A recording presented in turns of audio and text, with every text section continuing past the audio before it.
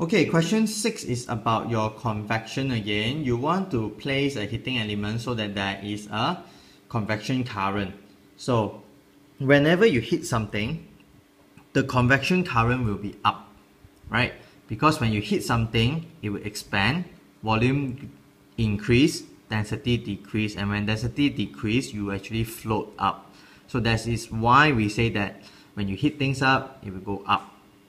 So look at this. If A, you hit it at A, the thing will just go up, and since there's nothing for it to push, right, this will just end up in a localized heating, meaning that you just heat up this spot, nothing will happen.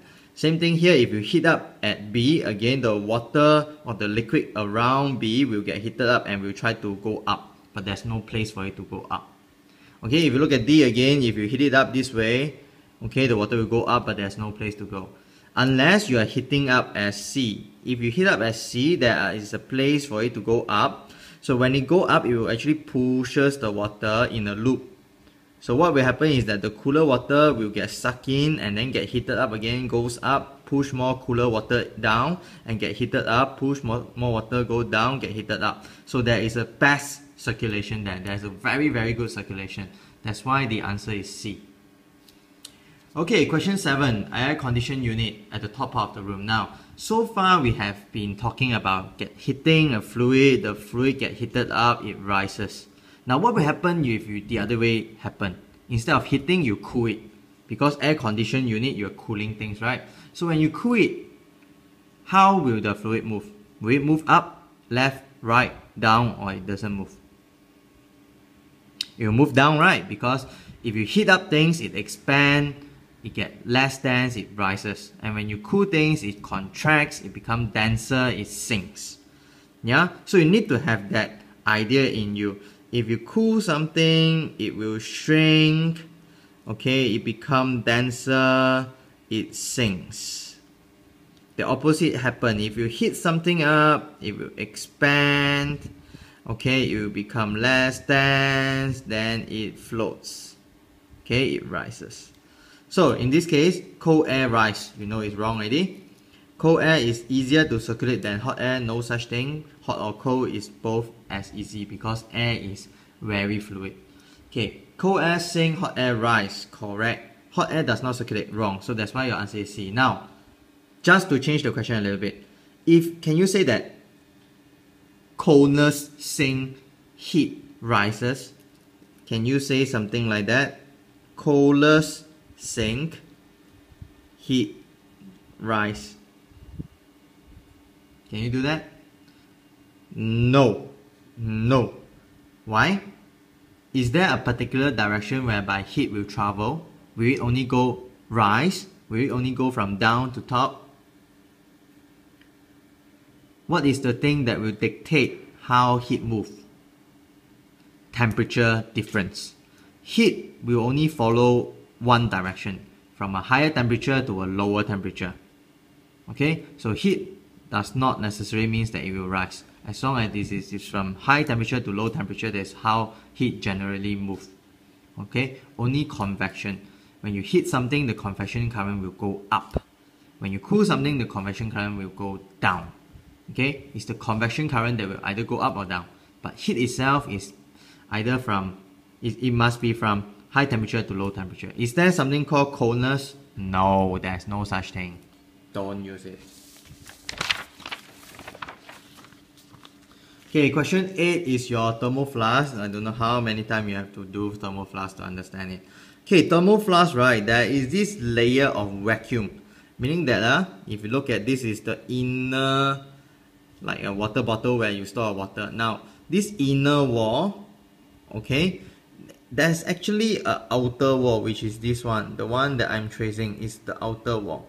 Now, between the inner wall, which is the dotted one here, okay, between the inner wall and the outer wall, okay, if I draw it here like that, okay, there is a layer of nothing in between. There is a layer of vacuum. Okay, vacuum simply means that there is a layer of nothing. There's nothing there. They suck out all the air, they pull whatever things, they suck it out. Okay, it's just a layer of nothing there. Okay, so what happens is that if you are sucking out everything between the wall, that means you create a vacuum. If you create a vacuum, you're basically removing all the particles that separates the two walls. So what happens? Conduction requires a medium for the vibration to transmit, right? So if you go and create a vacuum, you are basically not allowing conduction to happen, right? So this thing, it will disable conduction because basically it removes all the medium. If you think about convection, convection required the thing to expand, and then after that there will be a change in density, it rise, right? So it means that convection also required some medium, okay, to change its density, and then the medium will rise, and then after that it will carry the heat away. So if you create a vacuum, which means that you remove all the medium, you are also disabling convection, right? So this guy will also disable convection. So out of the three methods of heat transfer, you have disabled two of them. So in vacuum, basically you have only radiation happening. But radiation depends on, just now we learned that it depends on black, silver, white, smooth, or matte, right? So what this thermoflask do is that after you create the vacuum here, it want to further reduce the rate of radiation, the speed of radiation. You want to slow it down. So what they do is that they actually coat the surface of the wall with silver, because silver will reflect the radiation either back to the flask or back to the surrounding. So that is what the silver surface is about. So if you read about the option given, the purpose of this silver glass surface, so it prevents conduction, okay, the silver surface prevents conduction of heat in and out. This is wrong because they say conduction. What is the thing that prevents conduction? Look at this. What disable conduction? Is it the silver surface or other things? Yes, it is not the silver surface. Okay, it is the vacuum that is preventing the conduction from happening. Okay, the silver surface prevent convection, blah blah blah blah blah blah blah blah blah. Again, is it the silver surface or other things? Yes.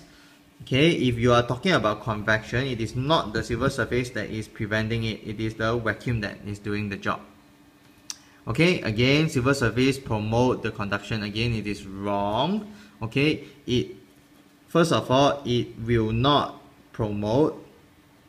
Okay, you do not want very quick conduction because you want to maintain your cold or hot drinks, right?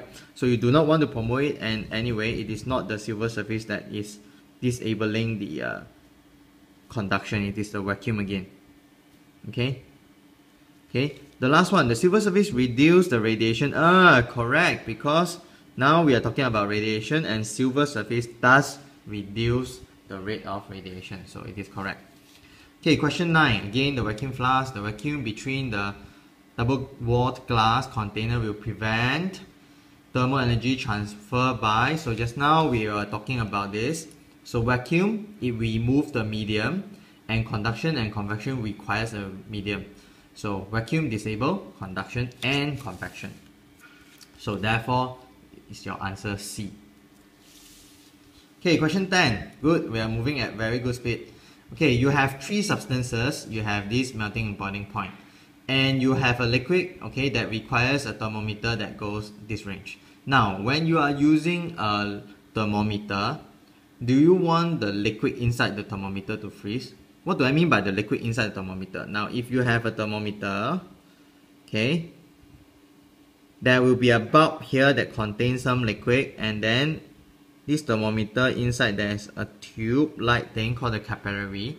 So when you heat up your thermometer, the liquid here will expand and it will rise. And according to how much it rises, you can read the temperature, right? Now, so meaning that this guy inside the thermometer is a liquid, correct? And a liquid can either, if it goes to very low temperature, it may freeze. And if it goes to very high temperature, it may vaporize. Now, do you want to have a solid frozen bulb here inside your thermometer? No, right? You don't want it to freeze. Do you want this thing to vaporize? No, right? You want it to stay as a liquid form. So meaning that when you are selecting a thermometer, you have to make sure that your temperature range will not make the liquid inside your thermometer to freeze or to vaporize, meaning to boil. Yeah, so that's why you have this range. So let's illustrate this range by a number line, because I find that that number line will help. So let's look at alcohol first. Alcohol minus 115 and 78. Meaning that between minus 115 and 78, my alcohol will be in liquid state, and below 115, this thing will solidify and freeze, so become solid. And if it is above 78, it will become gaseous.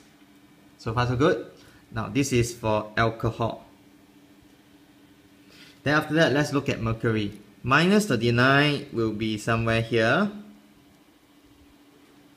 And then 357 will be very high. 357 will be here.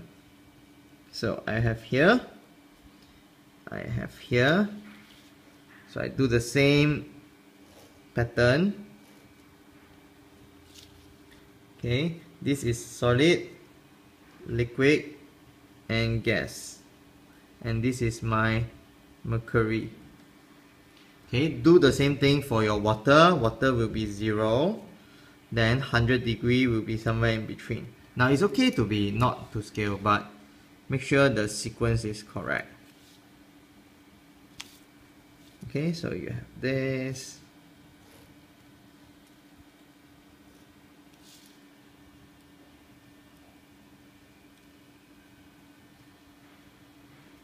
So basically you present this data in a graphical form.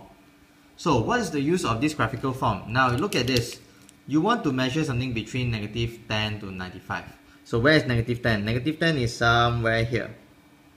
Right, in between 0 to minus 39. And you want to measure it up to 95. 95 is somewhere here. So meaning that between here and here, you want something that is liquid, right, in this zone. Look at alcohol. Alcohol at the lower region, okay, liquid, tongue, at 78, vaporize and start to boil. So can you use alcohol here? No, right, because you are measuring something up till 95, and 95 degrees C, your alcohol become gas already, so you cannot use. Look at your water, the higher one. Water, minus 10 degree here. What will the water become? Become solid, right? Because it's already below the freezing point 0 degree. Now look at mercury. Mercury, minus 10. It is liquid. Even up to 95 degree, it will still be liquid. Meaning that you can use your mercury thermometer. Okay, that's how you get your answer B, mercury thermometer.